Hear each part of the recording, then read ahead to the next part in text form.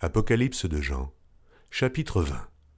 Puis je vis descendre du ciel un ange qui avait la clé de l'abîme et une grande chaîne dans sa main.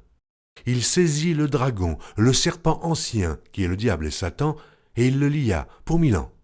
Il le jeta dans l'abîme, ferma et scella l'entrée au-dessus de lui, afin qu'il ne séduisît plus les nations, jusqu'à ce que les 1000 ans fussent accomplis.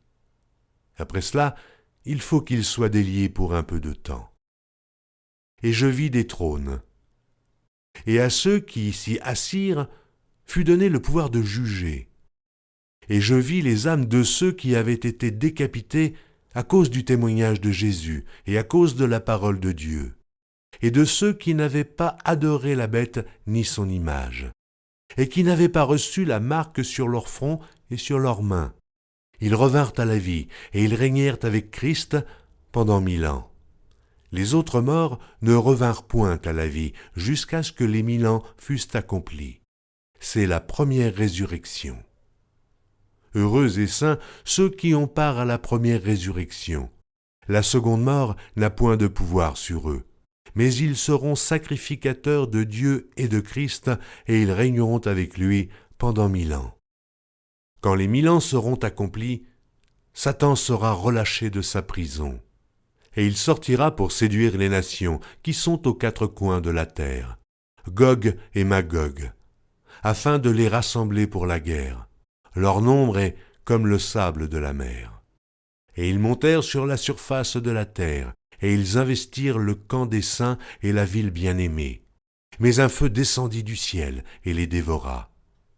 Et le diable qui les séduisait fut jeté dans l'étang de feu et de soufre, où sont la bête et le faux prophète, et ils seront tourmentés jour et nuit au siècle des siècles. Puis je vis un grand trône blanc, et celui qui était assis dessus. La terre et le ciel s'enfuirent devant sa face, et il ne fut plus trouvé de place pour eux. Et je vis les morts, les grands et les petits, qui se tenaient devant le trône. Des livres furent ouverts, et un autre livre fut ouvert, celui qui est le livre de vie. Et les morts furent jugés selon leurs œuvres, d'après ce qui était écrit dans ces livres. La mer rendit les morts qui étaient en elle. La mort et le séjour des morts rendirent les morts qui étaient en eux.